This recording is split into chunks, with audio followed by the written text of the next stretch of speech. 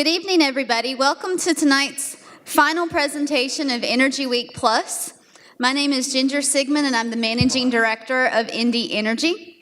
We are pleased to have with us tonight Arturo Massol-Deyá, the Executive Director of the environmental nonprofit Casa Pueblo in Puerto Rico. And we would like to thank all of our co-sponsors who made this event possible: the Center for Civic Innovation, Center for Social Concerns, Department of Romance Languages and Literatures, Environmental Change Initiative, the Hesburgh Program in Public Service, Institute for Latino Studies, the John J. Riley Center for Science, Technology, and Values, the Kroc Institute for International Peace Studies, the Notre Dame Initiative for Global Development, the Office of Digital Learning, and the Office of Sustainability. I would now like to invite the Associate Provost and Chief Academic Digital Officer, Elliot Viscasi, to say a few words. Thanks very much. It's a pleasure to be here tonight, and I will be very brief, but only to say, first of all, congratulations to everybody on the successes of Energy Week. I think it's been a fantastic program, and thank you for putting it together for the benefit of the campus community. So my name's Elliot Viscasi. I wanted to just say thank you again to Professor Massol, and I'm going to introduce Professor Maricel Moreno in a moment.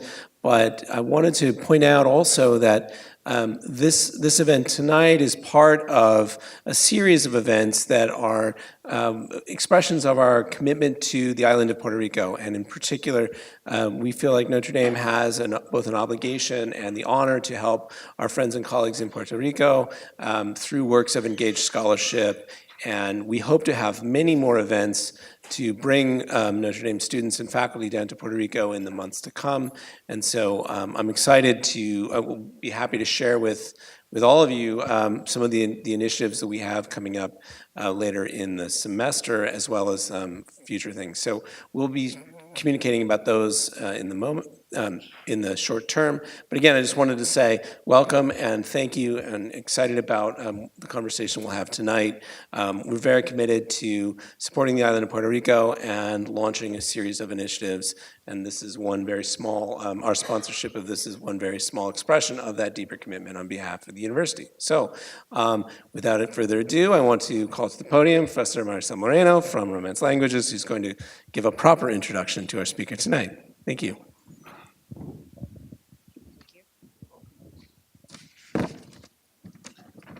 Well, good evening, everyone, and thank you for being here.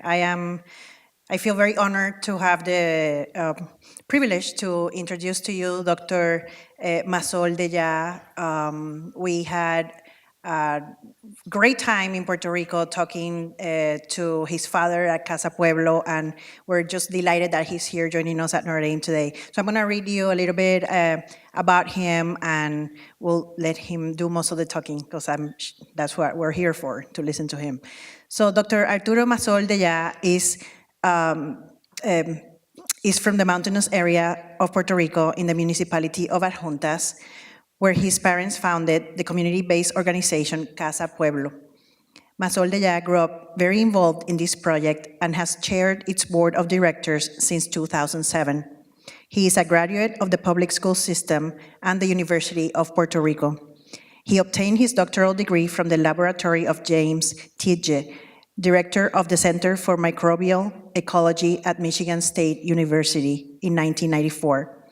Since then, he has been a faculty member in the Department of Biology of the University of Puerto Rico, Mayaguez campus, where he established the Tropical Microbial Ecology Lab, and where he has served as a principal investigator of microbial ecology projects with an emphasis on contaminated environment restoration. In addition to this, he has also conducted research on microbial diversity, wastewater treatment, and man-made ecosystems.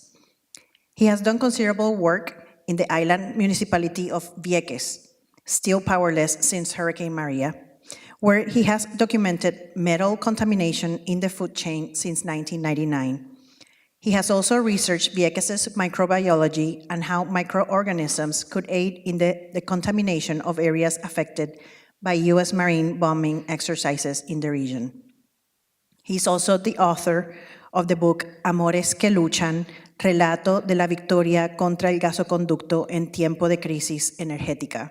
I know that's a long title. It's in Spanish, so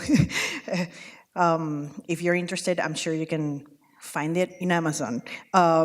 Today, he'll be speaking about Casa Pueblo's energy insurrection in Puerto Rico. I thank you for being here, and I hope that you come out of this presentation not only inspired to learn more about the island, but also to be an advocate and agent of change for Puerto Rico. Please join me in welcoming Dr. Arturo Massol-Deyá.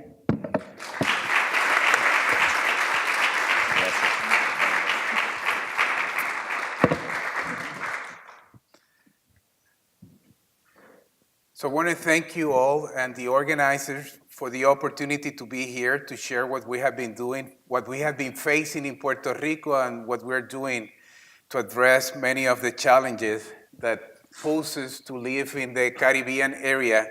That's where Puerto Rico is located, below Hurricane Irma. This is a photograph of the Caribbean. When we were facing Irma, that went through the north of the island. Katia was already a hurricane. Jose was already a Category 4 hurricane. And what you see in the back is what eventually became Hurricane Maria, that went through Puerto Rico as a Category 5 hurricane almost a year ago. So I'm a citizen of Puerto Rico, where many of you are, well, some of you are part of, are Puerto Rican as well. And I want to tell you the challenges that living in the Caribbean poses to the people of Puerto Rico. Hurricanes are natural events. They go through the Caribbean forever. It's a cooling effect. Represent a cooling effect for the planet. But what is happening with global warming is that the hurricane strength is becoming more frequently stronger. And for each degree centigrade higher temperatures in the Caribbean Sea, that 1 degree difference translates to 13 miles per hour stronger winds for the hurricane. So minor changes create stronger storms, and from a Category 1, you can have a Category 2 instead of Category 3, and so on. It's very significant. What happened with 2 weeks after this photograph was taken, we had Hurricane Maria going through Puerto Rico, and the consequences, I think you're kind of aware. There was a complete blackout, collapse of the communication system. I think that was one of the critical things. People were unable to communicate or to get information out or in. Mudslides were like 100,000 events in Puerto Rico, flooding, a lot of damages, structure, poverty levels in Puerto Rico are extremely high. So many of the houses are not the strongest one, and people suffer from the destruction of their houses. Migration, the aftermath is a heavy migration. Over 200,000 people left the island. Almost 6% of the total population left. Migration due to global warming. Puerto Rico was part of that reality. And if you think about the consequences on human health and people's life, it is estimated that almost 3,000 people or 4,000 people, between 3,000 and 4,000 people die, not because of the direct consequence of the Hurricane Maria, which again is a natural event. The death came about after the government disaster dealing with the consequences of Hurricane Maria. And that's man-made. If you think about going to Puerto Rico, I don't want you to get disappointed. I think you should go to Puerto Rico. And if you think why we're still up and running and why we're defending life and Puerto Rico is because it's a beautiful island. That's where we live. I think if you live in the Midwest, here in Indiana, you might want to go to Puerto Rico at some point and truly enjoy the diversity, nature, the landscape, everything that the Caribbean has to offer, not only for Puerto Ricans, but for people when they go there to visit. I am from the mountain area of Puerto Rico, from the central part, and the forests are beautiful. There's plenty of water, which is important for agriculture, for industrial development, for people, for entertainment, enjoying going to the river. But again, I'm here from the mountain, and I just wanted to show you that, so you have the other version, not about the destruction and the aftermath of a hurricane, but the importance of keeping Puerto Rico viable for Puerto Ricans and for our people, and to keep it safe for future generations. I come from Casa Pueblo, this community-based organization, 38 years. For 38 years, we have been working in adjuntas. We're economically self-sufficient. We don't receive money from the government, not from the local or federal government, not funding from politicians. Everything is driven from the economy that is generated by processing coffee. Café Madre Isla is our brand, and give us economical funding to do what we have been doing for a long time. We even built a school inside a forest to teach people science and lessons of the ecological services that you can draw from nature. We have our own radio station, Radio Casa Pueblo. We have been running that for 10 years as a means to directly communicate with the people from the community. But we got organized in 1980 when the people decided, well, the government actually wanted to do open pit mining in the center of the island.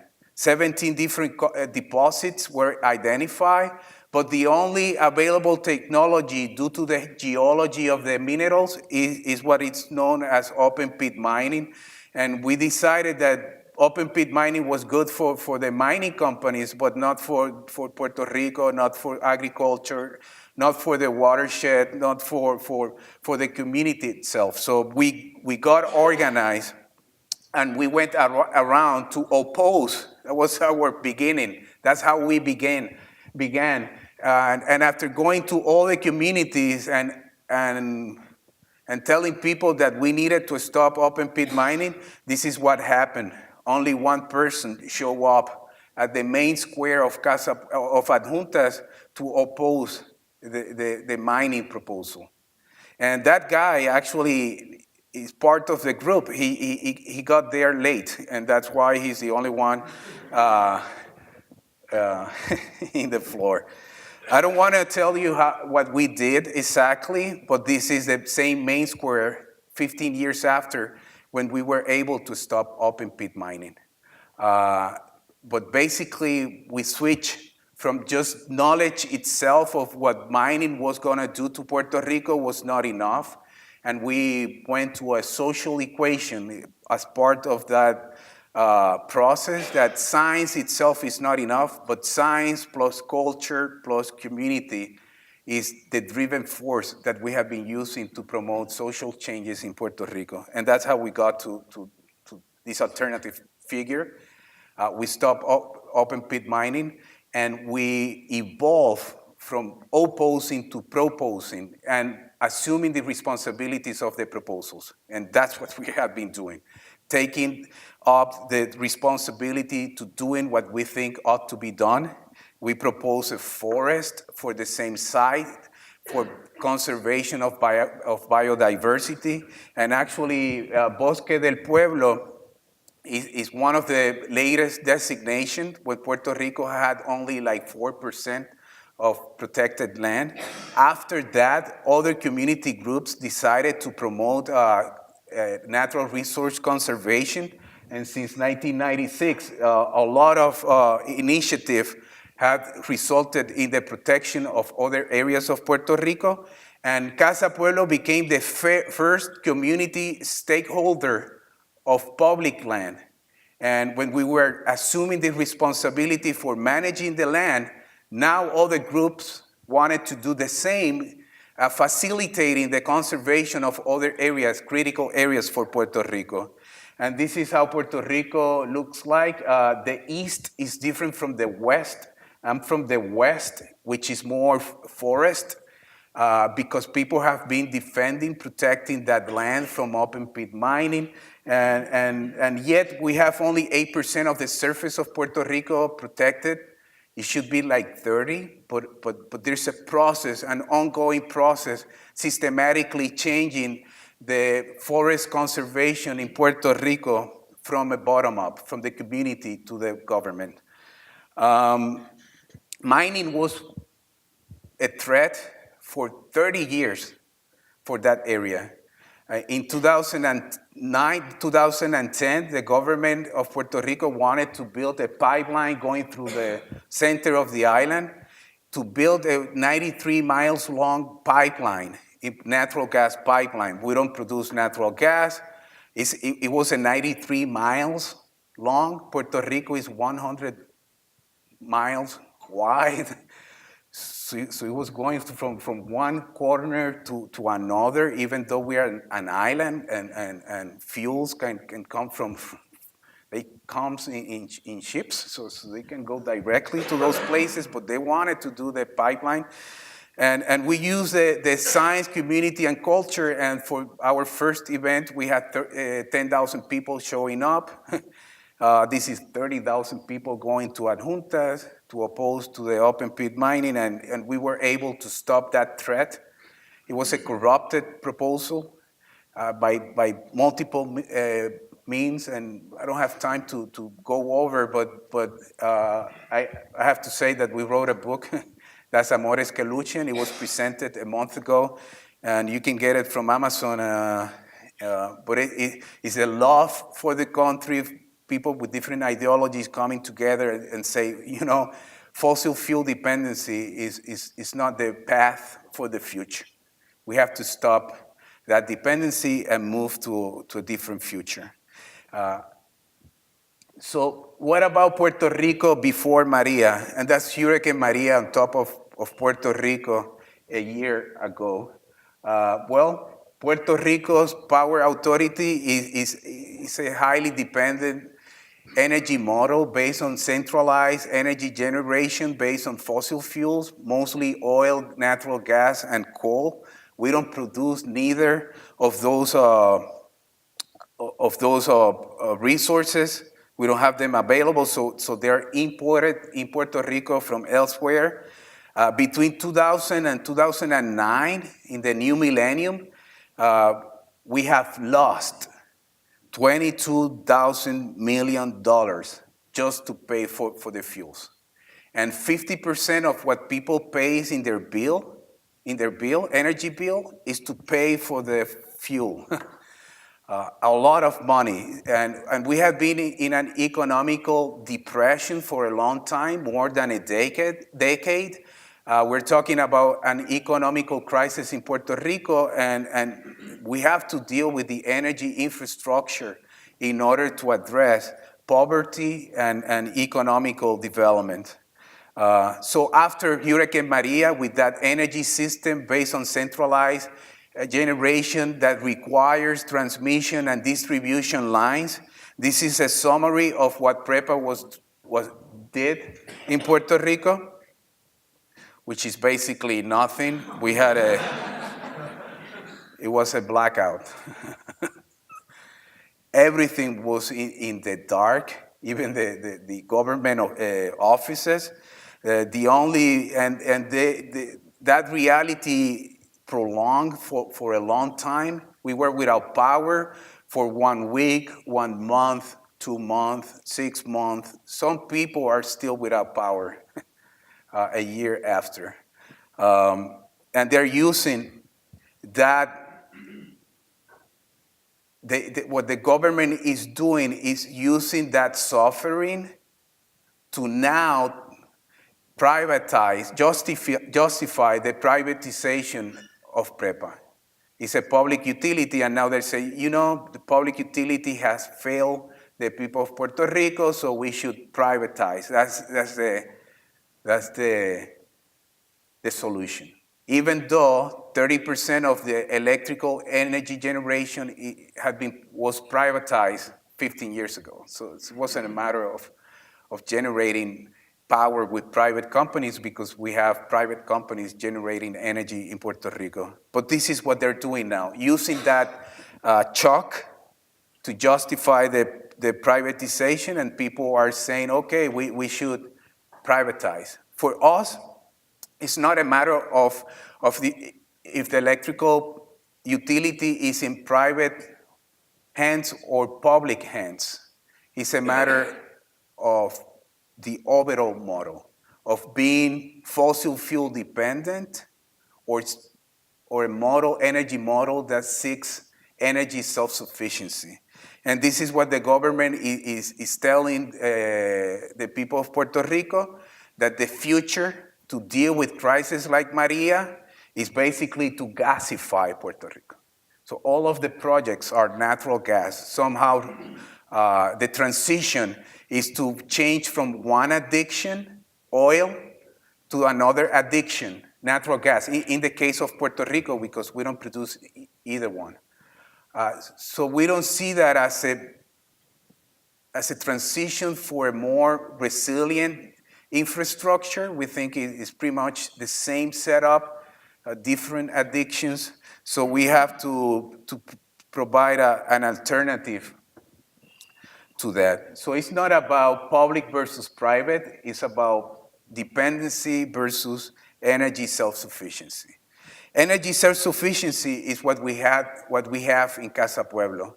We have energy generation at the point of consumption with clean energy sources that we don't pay for the fuel. Fuel costs are zero.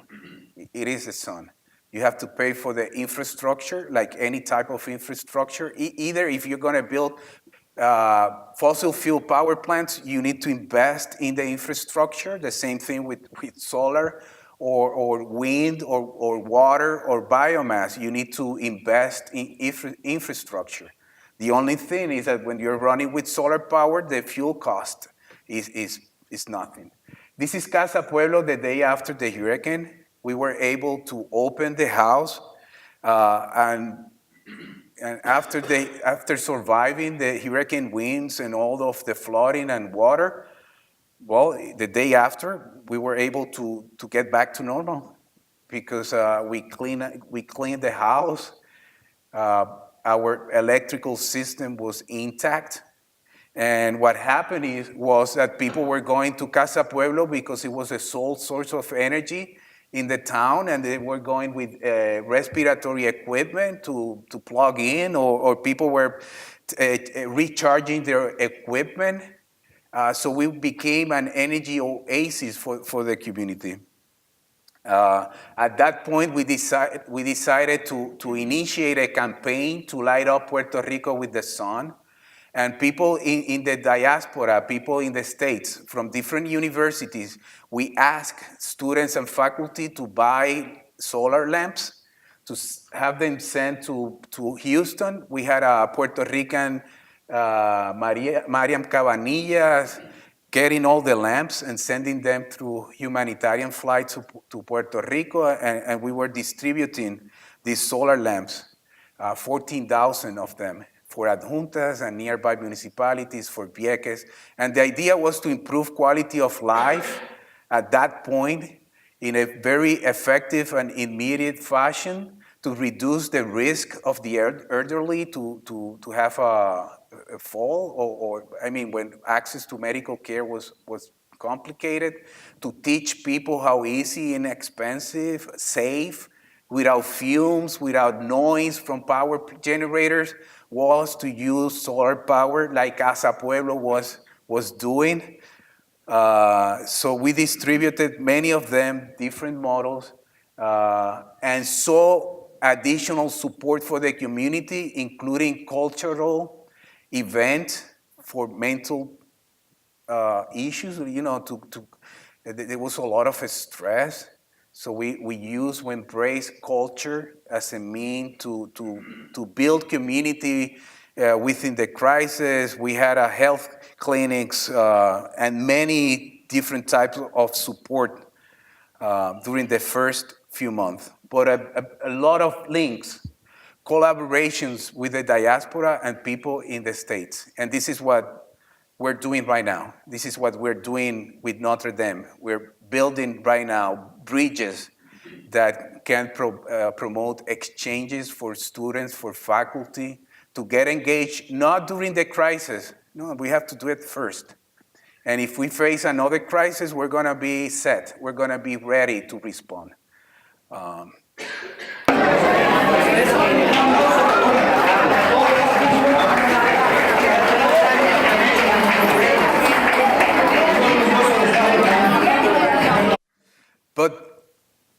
But when we think about deeper energy needs of the community,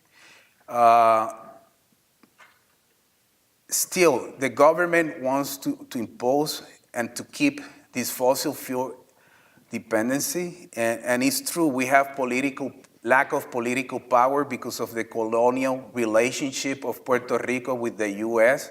We are US citizens, and yet we are not a state, we are just a US territory. And the name is a colonial relationship. The people from the US Congress, we don't vote for them, we don't have representation, and yet, whatever they decide they want to do with Puerto Rico, that pretty much set the fate of Puerto Rico. We don't have self-government. But we have a lot of social power. We can have people coming together and deciding for ourselves things that we want to do from the bottom up, from families, from communities, deciding things that can change that reality. And what we're doing is promoting an energy insurrection.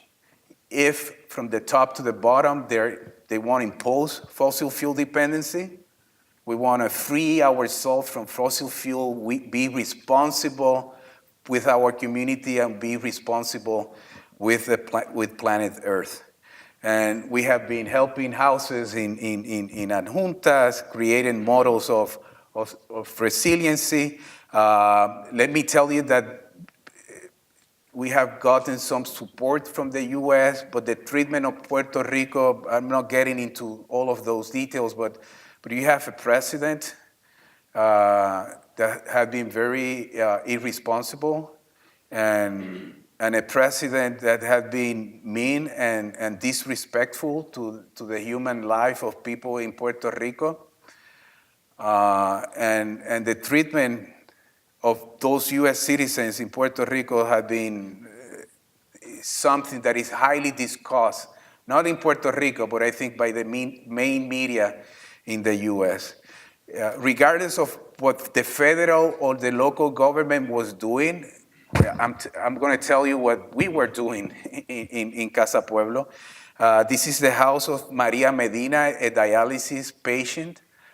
We decided that we needed to energize her equipment, and we were able to succeed.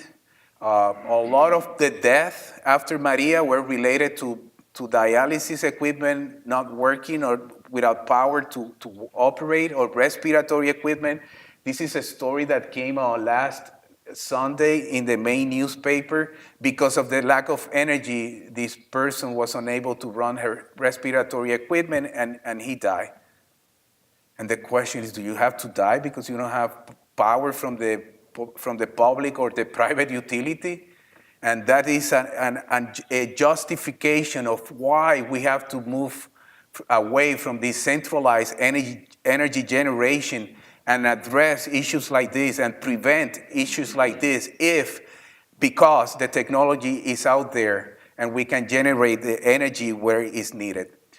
Total death, between 3,000, 4,000, a humanitarian crisis, no question about it.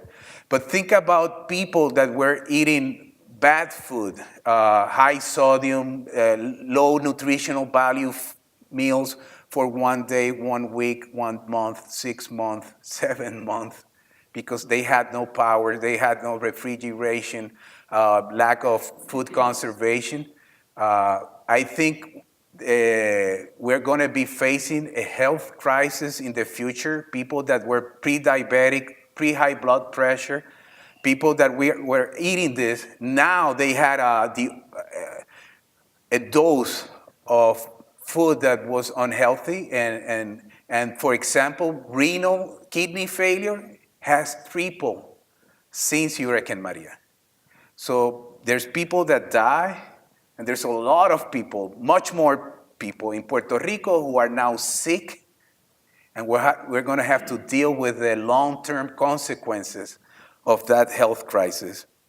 What we did was to energize the dialysis equipment. We shared what we were able to do for others to do the same or have the reference. So it was about helping Maria Medina, but also to help others.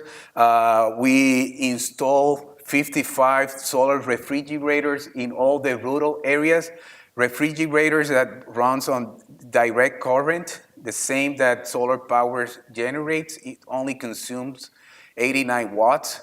So for food security, having access to a fridge, a normal fridge, was a huge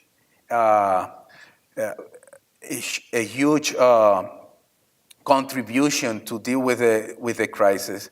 And this is, installing the fridge was not easy. This is in houses that are in remote areas.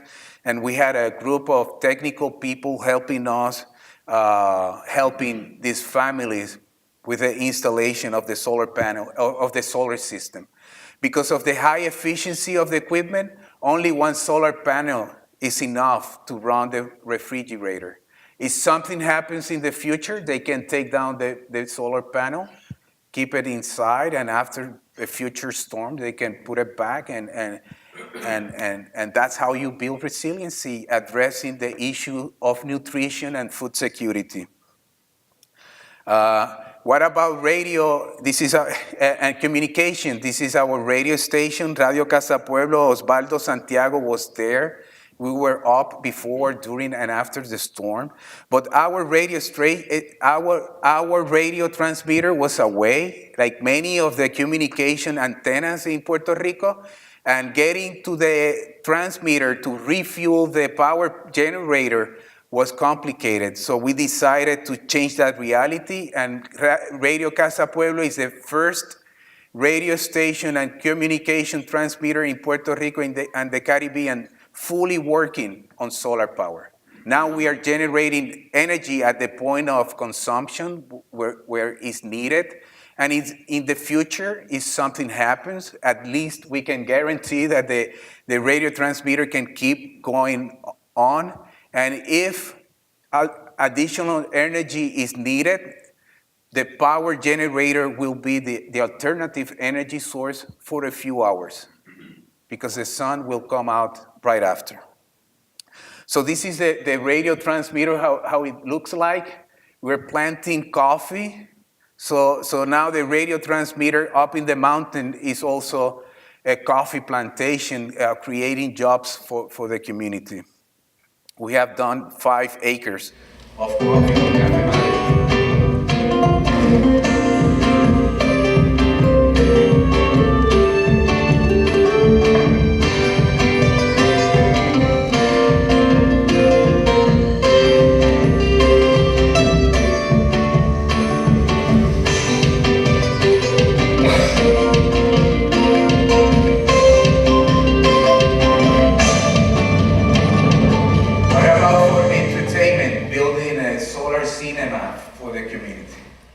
And now we have a solar cinema. This space in Casa Pueblo was changed with the art of Antonio Martorell into a solar cinema for 71 people, surround sound system, high definition. Imagine having this solar cinema before Hurricane Maria. Imagine the local kids after the hurricane with a location to go and at least watch a movie while dealing with a crisis. And this is building resiliency. This is building an infrastructure that can serve to the people. We're giving free movies. It's for free every Saturday right now.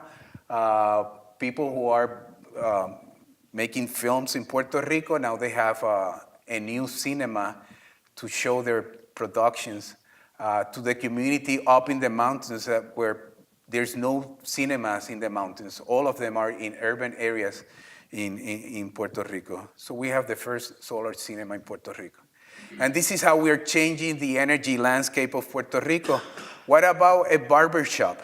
Having the energy, solar energy discussion taking place, not in Casa Pueblo, but in the barber shop. And a lot of businesses went bankruptcy after the hurricane. A lot of employment went down because there was no power for a long time. So now the barber, instead of paying $80 a month, now he pays $5 just to be connected to the power authority, but he's using basically nothing from the power authority. He's saving. So now the savings, his money is not to pay fossil fuels. His money stays in his pocket. Now he can deal with poverty. He can keep in business, generating income, working, being productive, regardless if there's a hurricane or the power lines are down for some reason. And this is how we're building not economical activation for the community and dealing with poverty. This is Doña Martina when she learned that we wanted to do her house fully solar power. Ever since we have done like 20 and there's like 50 more to go. There's a story behind Doña Martina that I'm not gonna tell, but there's a justification why in Calle del Agua we wanted to do the first solar house. They call it the Cucubano because no one had power, everything was dark, and the only house that had light was her house, and they call it the Firefly, the Cucubanos. And we call this initiative the Cucubanos.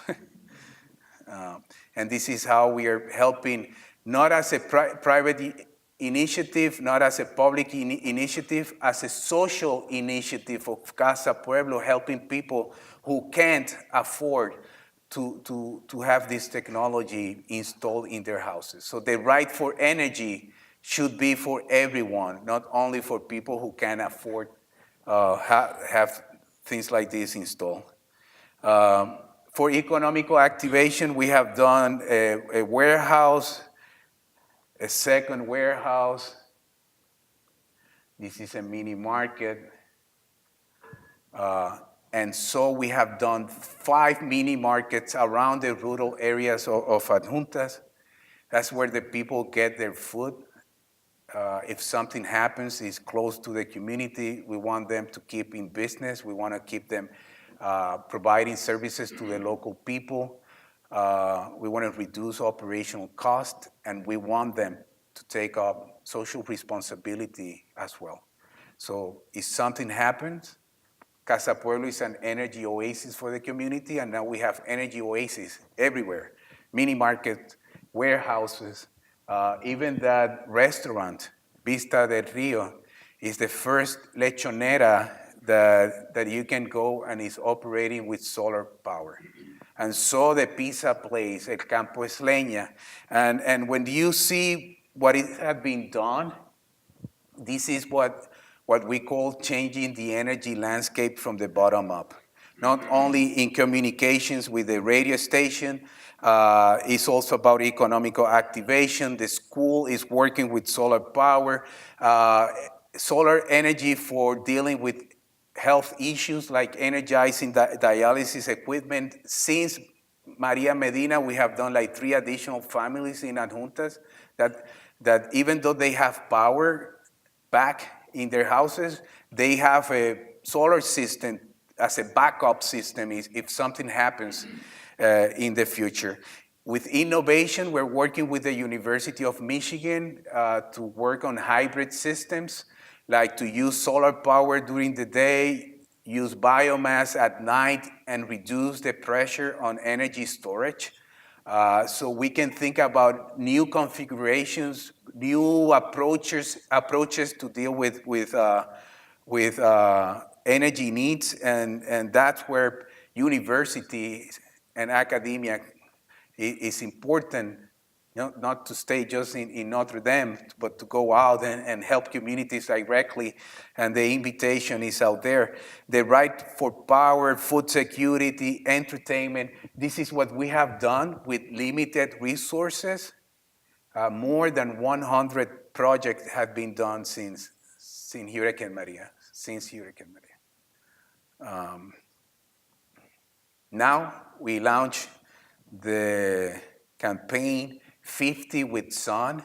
This is what we're promoting right now, that 50% of the total energy demand of Puerto Rico be generated with solar power at the point of consumption in a distributed manner instead of a centralized system that is dependent upon transmission lines. And if the government refuses to do their part with a clear vision of energy self-sufficiency for the island, the energy insurrection is for people to do it. If they don't do it, we're asking people to do it, to join what Casa Pueblo and others are doing. And within a year, 10,000 houses are now running on solar power. If you think about residential consumption, in Puerto Rico, it's about 37% of the energy demand is for residential consumption. We have plenty of solar power, of solar resources in Puerto Rico, even up in the mountains in the center in Adjuntas, where it gets cloudy for a few hours in the afternoon. But it's not the perma clouds of South Bend. We have sun, and we can yield energy from that resource. We don't have natural gas, but we have plenty of solar power. And we have to take advantage of that reality. We are blessed to be located actually in the Caribbean and to have these resources. If you think about 1 million residential houses, 18% of them are not occupied.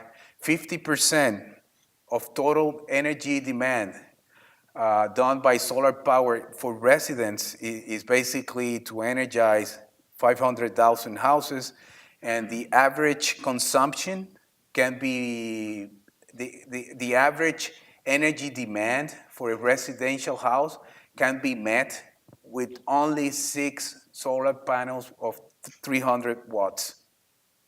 With a backup energy storage system, installed is not more than $8,000 per house.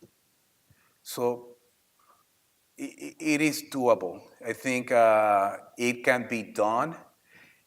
We want the government, the local and the federal government to participate, to help people who can't afford these units. The people who can pay, but go and do it, but we have to help others who can't afford this. But this is something to reduce the energy demand and reduce that energy dependency on fossil fuels. So this is 50 with sun. If 50% of the households are producing energy with the sun, that means almost $500 million we can prevent in money to pay for fossil fuels.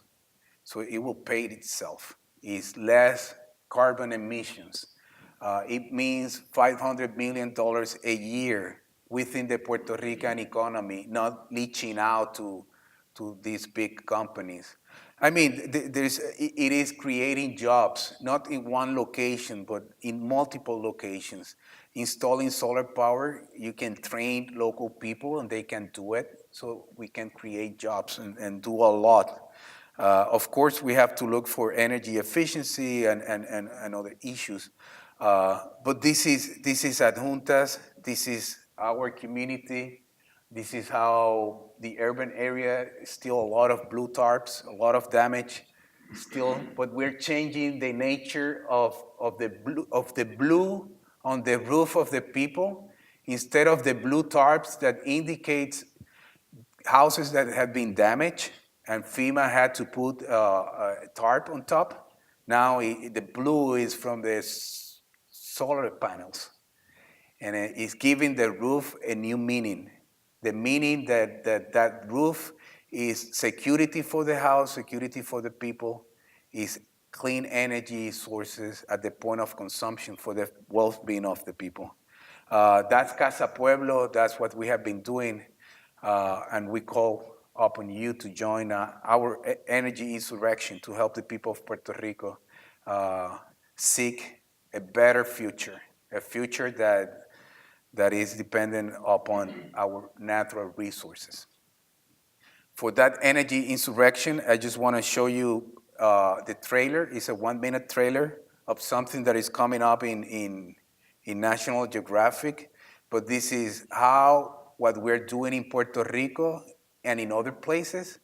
When we're calling the energy insurrection, it's not a local fight, it's not a local struggle of the people of Adjuntas of Puerto Rico.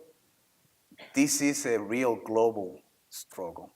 And we're doing our part in Puerto Rico, but I'm sure you're facing similar contradictions in Indiana and in multiple places in the United States.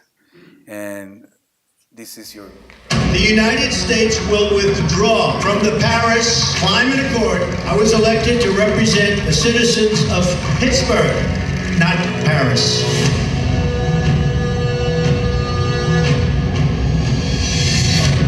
We're seeing cities and companies and individuals saying we are still in, even with the president pulling us out. I continue to be shocked at how close the water is encroaching. The worst thing is to think that reality will repeat. Everything just liquefied, not be able to save anything. It was just really hard. It doesn't matter if you're Republican, Democrat, Independent, you have a role to play. This is the start of us taking control of our future. We, the people, need to take action. Our lives are at stake here. Only in San Juan or Adjuntas, your life is also at stake. So this is the time to unite Puerto Rico with Notre Dame, and I want to thank you for the opportunity to be here.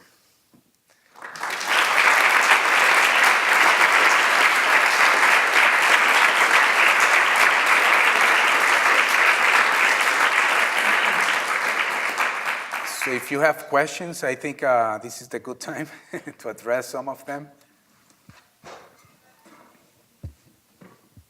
Yes?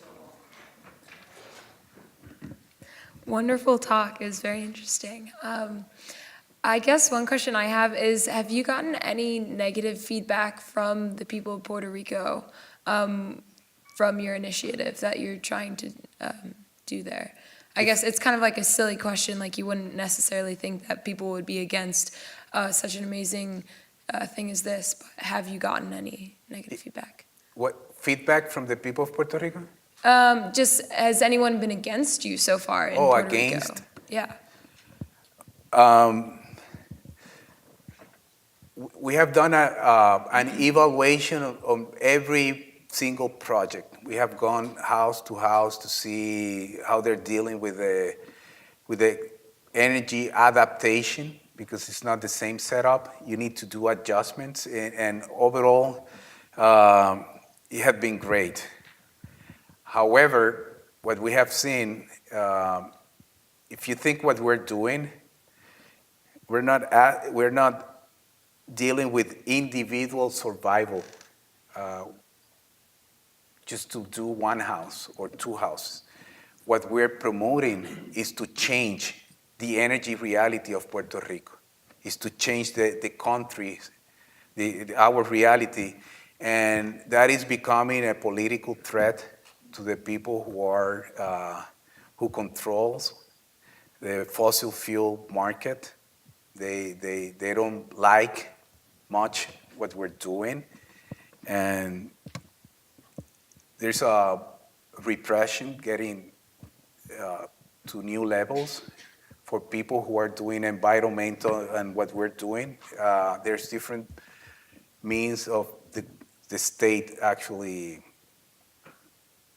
putting excess power on people like me and others. So, but it will not be the first time that we have faced that in Casa Pueblo. We faced that during the mining campaign, the opposition.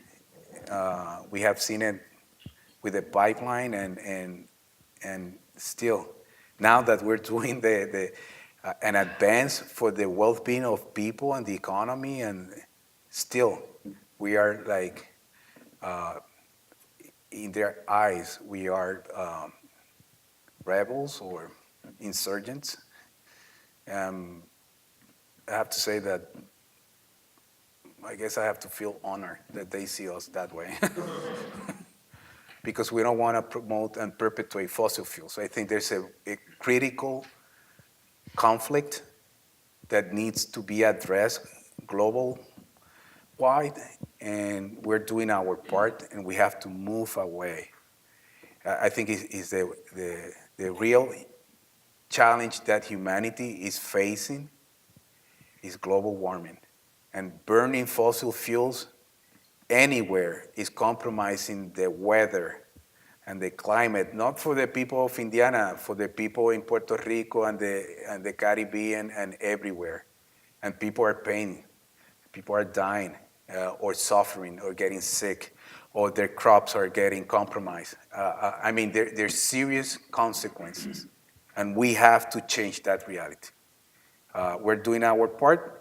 There's a political statement there, and there's a few who control that market that they don't want to see humanity moving forward in the means that we use to produce energy for our needs. Yes?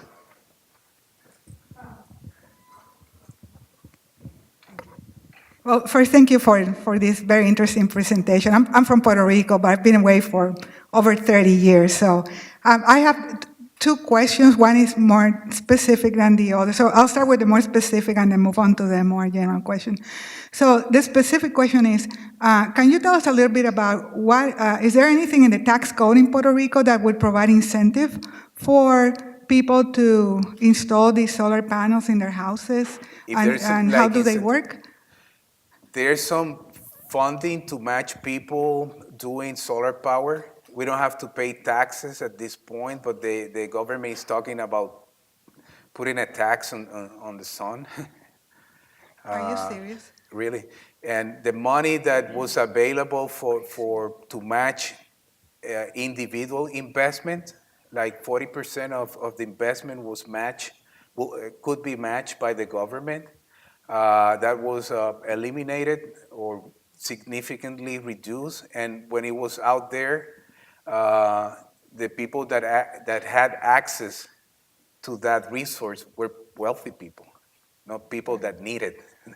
That were people who had money, and they were taking advantage of that and matching their investment for their well-being, and not used necessarily for people who really need government support to do the transition. So there's some tools, but they're fading off, and seems like they're moving somehow to penalize people eventually on being responsible and participants of the energy agenda. Think about this. Right now, you have 1.3 million houses that are basically consumers of energy from the public and private utility. What we're saying is that you can consume energy, but you can also be a producer of energy. So the relationship is different. Why not joining people and facilitating people to also get the benefit of generating energy at their house in the equation? And they want to stop that from happening. They want to keep Puerto Rico, and there's an ongoing push from the U.S. Congress, especially from Rob Bishop's office. He's a congressman from Utah, and he's pushing with others that to condition any support to Puerto Rico to do natural gas projects. That's what they want to do, to keep Puerto Rico in the same colonial reality of being a market instead of self-sufficiency, to have the ability to think about an alternative future for the island. Yeah, well, that's outrageous. No. Okay, so my other question is different from the first one, but so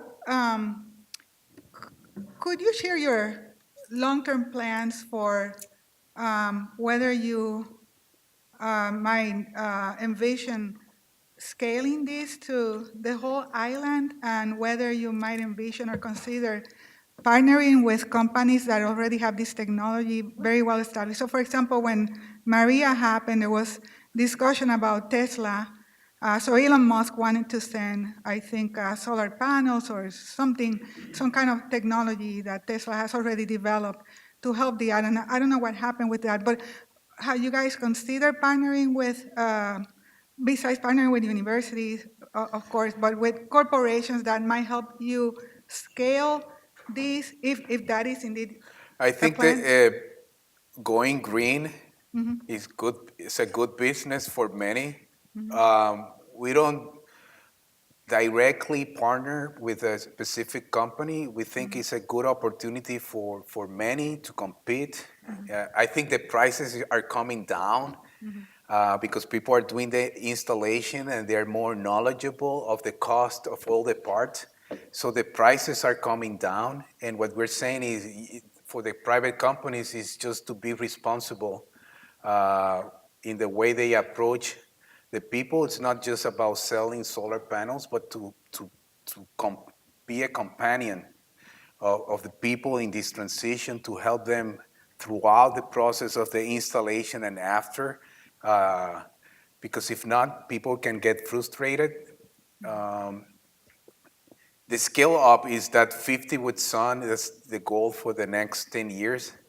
And what we want to do is facilitate a path in which people can see themselves actively. We don't want them to be dependent upon Casa Pueblo, but we want to tell you, you can do it like we're doing. But you have to learn. So we're giving workshops, we're educating people, we're sharing what we have been doing to facilitate that process. But for business, it will be their responsibility to behave, to be nice to the people, to understand that this is not just a business opportunity, that Puerto Rico has a necessity. There's a need to change that energy reality, and that technology needs to be in the hands of the people who are suffering because everything that is taking place right now. And for the government, we're going to be advocating for them to do their part. And I think there's multiple groups in Puerto Rico from within the island, from outside, from different points of view. But I think we have like a consensus of at least we have to move to this clean, self-sufficient model. And we're pushing for that to happen.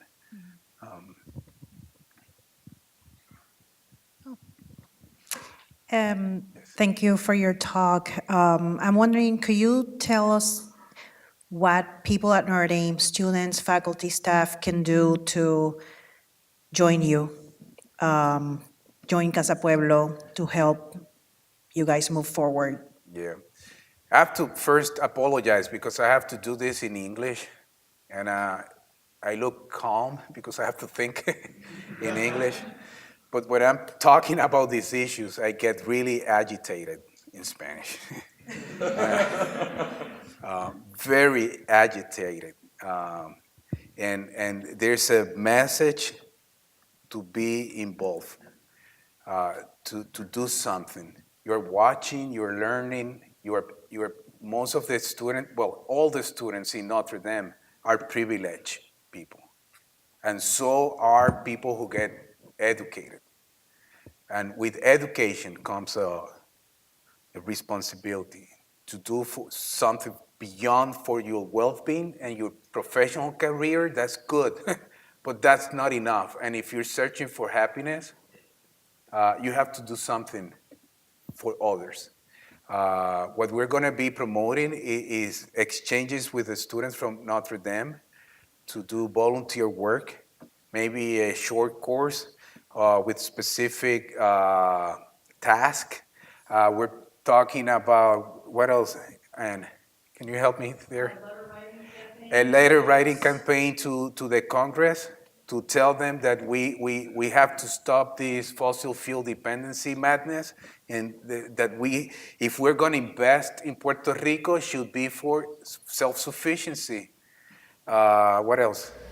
So there are all kinds of engineering groups that could possibly be involved with building a bridge that got blown over. We have those kinds of things. We have people who might go down and help you with the radio program that you have. I mean, we're growing a list of possibilities, yes. And it's up to you. I'm telling you what we have been doing. So we're very busy. So it's up to you to identify what you can do, how you can help. And perhaps you can come with answers. And I hope that Notre Dame will find answers. I can tell you, I can give you a few ideas, but it will be up to the faculty and the personnel and the students from Notre Dame to identify how specifically you can help Casa Pueblo, Adjuntas, and Puerto Rico do this transition for a more resilient island. You have projected 50% of your electrical needs to be supplied in another 15 years. How does that compare with what you are now? What percentage are you at now? And how do you see the curve developing between now and 15 years from now? Do you see that accelerating at an exponential pace, steady pace, or what? I think it's getting there. It's exponentially growing, but this is how shameful this is. If you think about Puerto Rico generating energy right now is 98% fossil fuel. We have some wind, some water. Solar power, only 0.41%. Only 0.41% of the total energy needs are fulfilled with solar power in Puerto Rico by government initiative. But now people are taking matters in their hands. Now, I said 10,000 more houses, but there were like 30,000 houses already running on solar power. So I think what we're going to see in the future is people realizing that they cannot depend upon the government utility, and that they have access to technology that they can embrace. And they know that we're going to be facing Hurricanes Marias in the future, and that in order to be more resilient, we have to move forward. So I think there's a broader understanding of people actually taking the responsibility and investing in doing this. And I don't know how close we're going to be by 2027, 10 years after Hurricane Maria, but what we just want to do is set up higher standards than what we're seeing from the local government. And another question which is closely related to that, and that is how much of that growth will come from wealth generated either directly or indirectly by what Casa Pueblo is doing, and how much of that is going to depend on external investment? It's not going to, we're a poor, humble organization. So what we can do is help a few houses, what we have been doing. But it's to provide the knowledge and the path for them to find their own way to deal with their own local reality. We have been talking with the co-op cooperativas, such of the local banks, and now they're financing solar systems. We're talking about between $8,000, $10,000, and for the banks and the co-ops to take a responsibility to protect the people. So if there's a private contractor, the co-op can serve as a provider of funding to help people do the investment, and also to protect them from the private sector. You know, like fiscalizar, that would be to check that they're doing the right thing in order to be paid, let's say. But there's other people who are getting involved to facilitate the financing of these energy systems. And before, it was not open for the banks were not taking that responsibility, neither the co-ops. And now they see that as a niche that they can help and facilitate people to do their own investments and being financed by local leads. I know that Mayaguez has been a very sad story for Puerto Rico. Do you have any type of plans to go there and maybe do some projects around Mayaguez? Let me tell you, Mayaguez is an island municipality at the east coast of Puerto Rico. It was a bombing range for 60 years. The higher cancer rate in Puerto Rico and other diseases were in Mayaguez.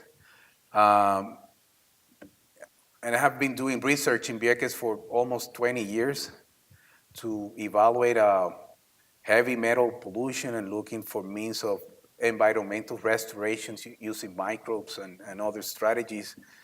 And that's my contribution to Mayaguez. Energy-wise, I think it's up to the community. This is the other message. It's not like Casa Pueblo is a superhero that is going to help Puerto Rico. It's not like we're going to be going around the different municipalities. If you see what we have done, because we were organized, if you want to build resiliency within the community, within Puerto Rico, have people getting organized to deal with the realities and with their specific needs, get together and deal with problems. And as you do that, you are prepared to deal with crisis. That's what happened in Adjuntas. We were doing other things. We're managing forest. We have a school. We have a radio station. We have a butterfly garden. We have a school of music. We're giving service to the community in different means. And after the hurricane went through Puerto Rico, we were already organized. We had a network of support from the states and the diaspora and others, and we were able to respond. And I think it will be up to the people from Mayaguez and from Culebra and from the other municipalities to do their part. We're gonna share our initiative, but we don't want to build dependency upon Casa Pueblo either. So I think we have done our part, and we're sharing our view, and we're gonna share our knowledge, and we're gonna try to help you with technical expertise, but it's not like what we're proposing is we are going to do it. We're not going to do anything. It's the people of Puerto Rico. If it's a true energy insurrection, it will be up to the people to do it by themselves. So hopefully something good will happen with Mayaguez. I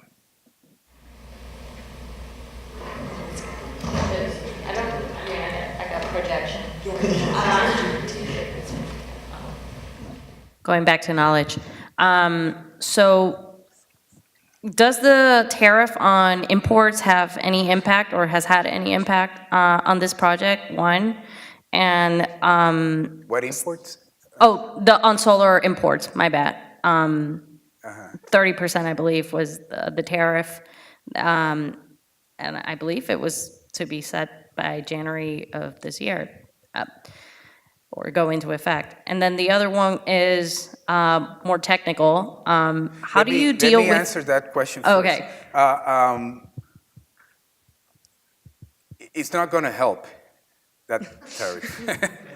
But I think if you ask the people of Puerto Rico what we went through, I mean, the tariff is it's not like we don't care, but I think the need to be energy secure, energy safe, is more important than the 30% that Trump dictated. Who are the main producers? Huh? Who are the main producers of this technology? Because, I mean, obviously this impacts foreign imports. The solar panels are mostly Chinese. Okay. But a lot of the technical components, there's a lot of American companies that are doing this. And when we're promoting a true transition to clean energy sources, what we're asking the universities to identify in Puerto Rico opportunities of things that can be done or manufactured in Puerto Rico to also participate. So if we are saying everyone is going to have solar houses, now you have a good business plan. You have a lot of potential clients, and now you can bring investment from outside or from within to think about things that can be manufactured in Puerto Rico and participate in that wealth being that this transition will bring to with that technology. But no, so you put in a face at. No, I'm wondering if you're ready for the second question. How do you deal with the panels themselves when the hurricane comes? Well, like we did in Casa Pueblo, they stay. If they're wells installed, there's no reason why they have to be gone, unless the roof of the house collapse or something. But they should withstand hurricane forces. Casa Pueblo is an example of that. And that's where it comes the private responsibility. And that's why I was saying that for these companies coming from outside or from the local people installing, they have to do it well, because there's a lot of corruption. And instead of, if they install the solar panels incorrectly to save some money, to be fast, that will compromise the integrity of that installation in the future. But if they're properly installed, they go almost parallel with the roof. The resistance with the wind is relatively small. We have a solar farm that went down in Puerto Rico, and it was not because of the winds. They built that in a wetland, and it got a lot of water. So the installation was weak, not because of the wind, but because of the flooding, and the wind took over the farm. And they said, "Oh no, solar panels cannot withstand hurricane force winds." But they can. That is an engineering challenge that can be houses. They don't have to be blown away from hurricanes. If they're properly built, they can withstand hurricane force winds. And so with the solar panels, if they're properly installed, they should be fine. And if something happened, let's say you have 6 solar panels in your roof and they're gone, they're relatively inexpensive. You can get 6 more and install them right away, and you fix your reality right away. You don't have to wait 6 months for the public utility to fix the power lines. So even if you have some difficulties, technically speaking, resolving those issues are not much of a challenge. What are your thoughts about cogeneration? So solar power with wind power or even hydraulic power? Oh, that's important. So we think about diversifying energy sources in Puerto Rico is the way to go. We're talking about solar power because it's at reach, the technology is out there, it's accessible, it's relatively inexpensive, easy to install. Not everyone has access to wind, but the country have to see, that we have plenty of resources. Let me give you two numbers. If we install solar panels in 65% of the roof surfaces of already constructed houses in Puerto Rico, we could generate 100% of the total energy demand of Puerto Rico. And we're not saying that we should do that. I'm saying that we have the potential. If we install windmills in between Vieques and Culebra offshore, we can produce more than 100% of the energy demand of Puerto Rico harvesting wind. We have water that we can produce like 5% of the total energy needs of Puerto Rico. We have biomass, and I think we have to think, we're thinking locally, but as we build up and we look at the whole country and not only residential consumption, but industrial, commercial, agriculture, now you have to think about microgrids, now you have to think about other energy sources, and yes, that's the way to go. But Puerto Rico has plenty of resources to be fully 100% energy self-sufficient. I think we can produce much more than what we need and perhaps sell it to other islands, for example.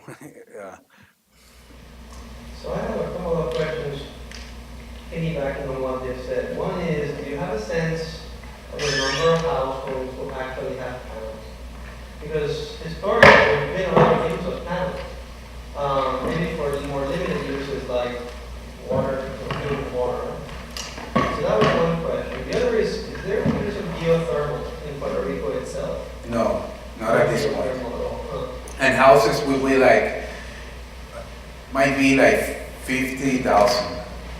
That's the number. So you did it at a unit, like at the unit of the household. But I was wondering if there's any, because I don't think there is, even commercially. Or the number? The use of geothermal. Oh no, geothermal is zero. I don't think we're using that.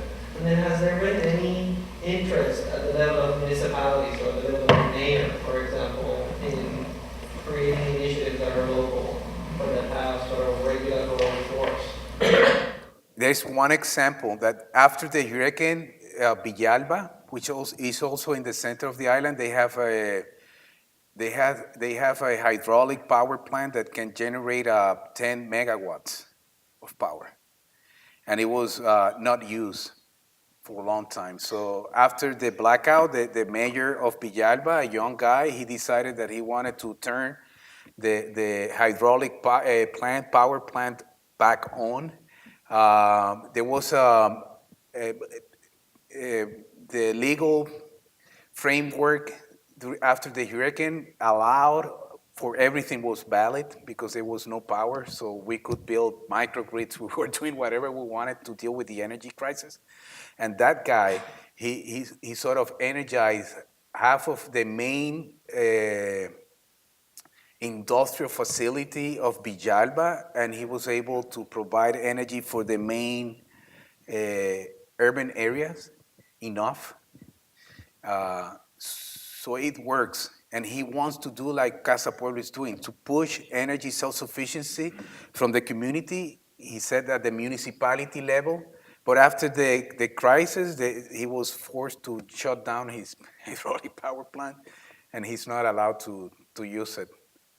So that's a contradiction when you're dealing with, even though he's from the government, I mean a government official, the framework, it doesn't allow for him to keep saving money or promoting people to generate energy, and instead of buying that from PREPA to have people with different initiatives that will pay taxes at the municipality level to help the economy of the local area. We have a huge constraint because of the political framework. That's why, again, we are targeting residential consumers because the idea is to have more people doing it and thinking, oh, this could go beyond, and we should not think about ourselves, but other services. and perhaps use that as a political force to promote further policy changes in Puerto Rico. All right, so we'll take one more question. I'm aware that your mission is to educate and to motivate other people to make their own power themselves. Have you seen a ripple effect with other municipalities or anything of the sort? What I have seen is other people, other communities elsewhere, not because we told them, but by their own initiative, pushing forward toward the same direction. So I have seen Humacao, for example, Mariana community doing for their community. I have seen it in Orocovis. They built a microgrid. I saw it in Cayey, the community powering their water installation with solar power. It's a community aqueduct. I have seen it in Mayaguez, in Salinas. They're building a solar community. What I have seen is people elsewhere with different justifications and views reaching the same conclusion that we have to build a more energy resilient system. But I think much more needs to be done. So the education, we're not done. We have to keep pushing and educating people and facilitating the understanding on why and how we can do it. But at least the references are out there, and they know the technology works. Final question. There is another significant Puerto Rican community located near Juntas named Castañer. Castañer, yes. Castañer. Those communities appear near to each other. I can't imagine that what has been happening in La Junta has escaped the notice of citizens in Castañer. How do you know Castañer? Is there any particular relationship, any particular, let's say, thrust toward expanding the energy development projects in the direction of Castañer? Castañer is like sort of like an urban area within the countryside. Is between Adjuntas and Lares. How do you know about Castañer? I've been there as part of a Church of the Brethren delegation. There's a hospital in Castañer. There is not a municipal hospital, but as you say, it is a significant urban area. Yes. And as such, it seems to me that to have kind of energy development on an urban scale would be very powerful in terms of. Yes. I like Castañer. Part of that is Adjuntas. With the solar lamps, we gave a lot of them to the people in Castañer. There's a hospital in Castañer that we have a direct relationship with them. And some of the health clinics that we had in Casa Pueblo after the hurricane were with the doctors from that hospital. So there's a link, and we have been collaborating with the hospital. Our radio station is also communicating information from the doctors from that hospital for the people to know. But again, it's like with Vieques. It will be up to the people of Castañer to get together.